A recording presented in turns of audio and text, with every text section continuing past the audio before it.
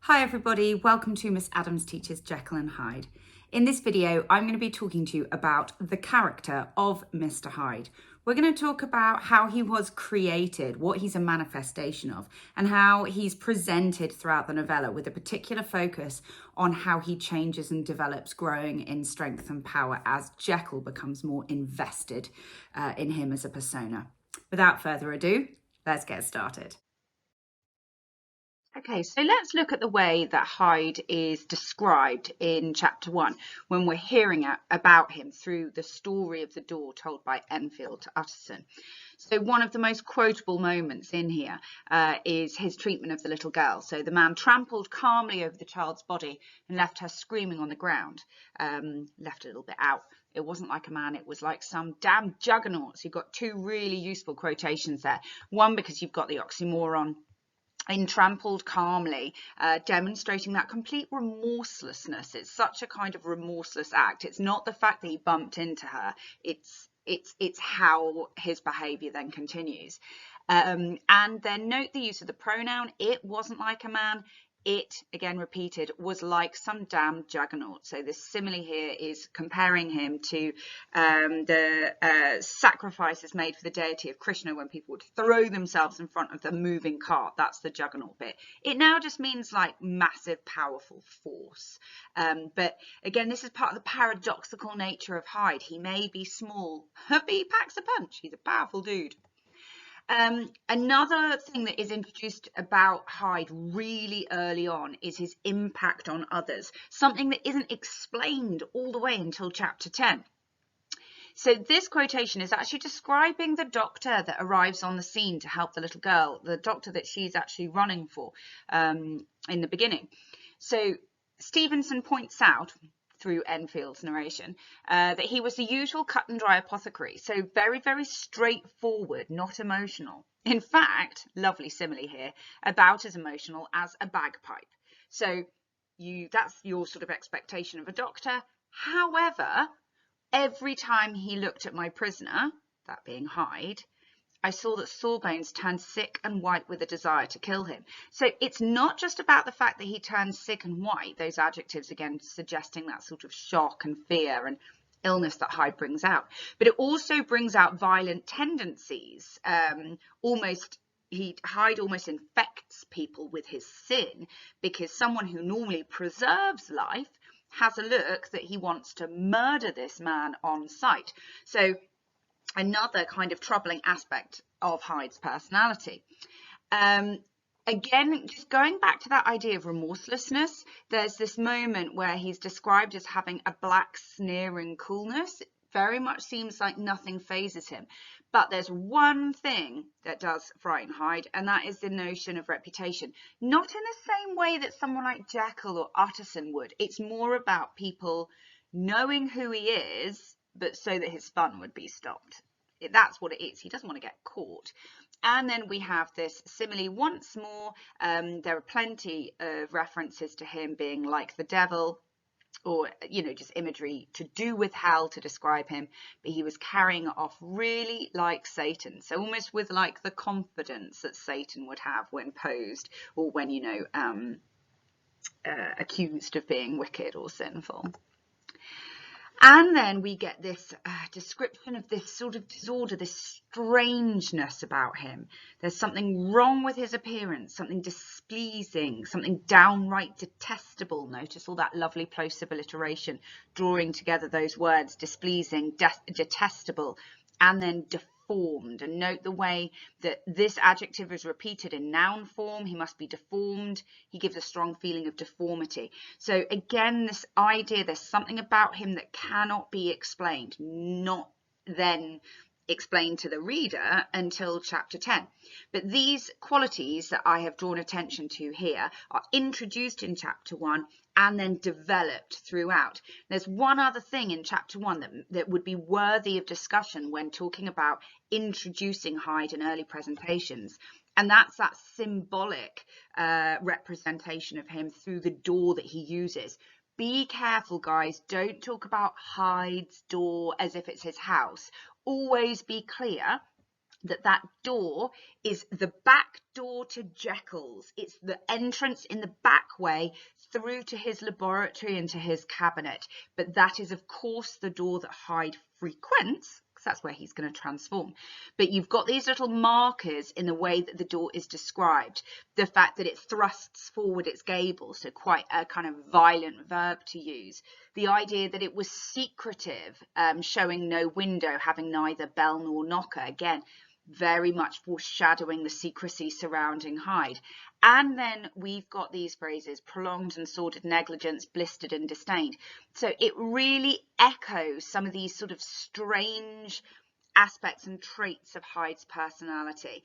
And obviously the clever student is not just going to say that that the door represents Hyde. They're going to tie it to the fact that Hyde is, of course, a part of Jekyll, and that door is a part of Jekyll's house. Okay, next thing to consider is the way that Hyde's violence develops as the novella progresses. So just repeating a quote for you, we've already talked about it. Again, reminder, it's an oxymoron. We've got the emotive language of the child being screaming on the ground. That's the first moment of violence. Then from your kind of the fresh reader's eyes, the next bit of violence that we see is obviously in chapter 4, the Carey murder case. And so this violence has escalated massively. So we've got ape-like fury. So this simile here is quite interesting because it's a zoomorphic image, but it's reminding the reader of the kind of a sort of primitive man. And that's really important because we're in the 19th century. You know, Darwin is about, Spencer's about, the concept of evolution is out there. People are learning more about it. And with evolution, you know, this understanding of progress, there was also this fear of the other way of moving backward. This is a concept called degeneration. And so all of the references to him as being ape-like kind of play on that fear of moving backwards. Okay, we've got this brilliantly emotive metaphor of how he hails down a storm of blows. So note how the metaphor here is drawing attention to the power by comparing his violence to a physical storm. And then we've got this really sensory language in this other, I mean, there are loads of quotes you can use for here, but this one just makes me shudder. The bones were audibly shattered and the body jumped upon the roadway. So we've got visual and we've got auditory senses being addressed here. And note this verb here about being shattered. The idea that you can hear that is quite grotesque. So we've got this moment of violence. Now this happens as far as Hyde knows in a deserted street. He does not realise necessarily that he has a witness. And as we learn in the full statement of the case in chapter 10, this is a moment of absolute release, having been kind of like caught and trapped in Jekyll's psyche for too long. The next bit of violence I want to show you, now you might say, miss, is this an escalation? Because he doesn't kill anyone, you know, that's trampling, this is murder. But there's something about the violence that is presented here. Again, this is recalled in that very last chapter, the full statement of the case. But it's describing the moment that Jekyll is transformed into Hyde without planning to, and he's really trapped. And so this violence is actually really, really impulsive. So look at this zoomorphic metaphor. I gnashed my teeth upon him. So he's describing the cab driver because the guy is in with the horse and cart, handsome like. He laughs at him because he's wearing Jekyll's clothes, so obviously he looks really odd. And in response, he gnashes his teeth upon him with a gust of devilish fury. Another metaphor there, again, another weather metaphor, gust of wind. So again, this idea of power. And the smile withered from his face. And in an instant, I had certainly dragged him for his perch. Now, careful here. When he says I had, he means I would have. So the reason I'm saying that this is an escalation of violence is because this violence takes place in a really public forum with lots of people around. It's very impulsive and he puts his own life at risk. He's so full of fury that he would have like thrown this guy down, even though he is, you know, driving him round. And then within a few moments, we have this one. Once a woman spoke to him, offering, I think, a box of lights, i.e. matches. He smote her in the face and she fled. So something so declarative, so blunt, very, very emotive, smiting her in the face. But this violence feels out of control, which is an echo of how out of control the situation is. Because as much as Hyde loves being Hyde, he also needs to be able to become Jekyll in order to stay safe. And that's what's perhaps making him incredibly violent in this moment. Okay, we've got to talk about the origins of Hyde and how he came about. And a good way to describe this is the idea of him being a manifestation of Jekyll's id, as in Freudian theory, the id being those kind of base desires that are kind of buried deep inside you. It's the kind of, you know, sex, violence, food. It's your wants that sort of we have to temper, I suppose. So this is Jekyll's explanation. He says, the evil side of my nature, to which I had now transferred the stamping efficacy, was less robust and less developed than the good which I had just opposed. So he's saying, having transferred from Jekyll to Hyde, Hyde represents the darker part, but the less exercised part. So, well, I'll read you the next sentence. In the course of my life, which had been, after all, 9/10 a life of effort, virtue, and controlled, it had been much less exercised and much less exhausted. And hence, as I think it came about, that Edward Hyde was so much smaller, slighter, and younger than Henry Jekyll. So I've emboldened that part for you because I think that's really quotable, even just this bit here. So what he's saying there is because Jekyll, most of his life, 9/10 of his life, was good, only 1/10 of his life was he naughty and would he give in to this kind of base desire. That explains why Hyde is so much smaller, because he's like the smaller element of him. And then he describes how, when he is wearing the semblance of Edward Hyde, no one can come near him without a visible misgiving of the flesh. So those quotes that we talked about in chapter 1. This, as I take it, was because all human beings as we meet them are commingled out of good and evil. Edward Hyde alone in the ranks of mankind was pure evil. So again, it's like, because there is nothing good in him whatsoever, all other people who are a mixture of both struggle to be around him. But this is as much a comment about Hyde as it is about Jekyll, because this notion about being commingled out of good and evil, that's what Jekyll's like. Jekyll is a mix of good and bad. But when he made Hyde, like his reasoning for making Hyde, it wasn't actually particularly altruistic or philanthropic, because as much as he wanted to create a version of himself that was released from those kind of base desires, he wanted to create a perfect Jekyll, but he also wanted to create this other side. He didn't want to banish it from himself. He just wanted to split it out so that one, Hyde, could go around having fun. So his motivations for the science, for the experiment, they weren't pure. And that is why Hyde is made, because the motivations were bad. So we're left with just Jekyll, a mixture of good and bad, and then Hyde, who is true evil. And if you really want a quote that demonstrates that Hyde is that dark part of Jekyll, is that id-based part of Jekyll, look to nothing but this. So quotable.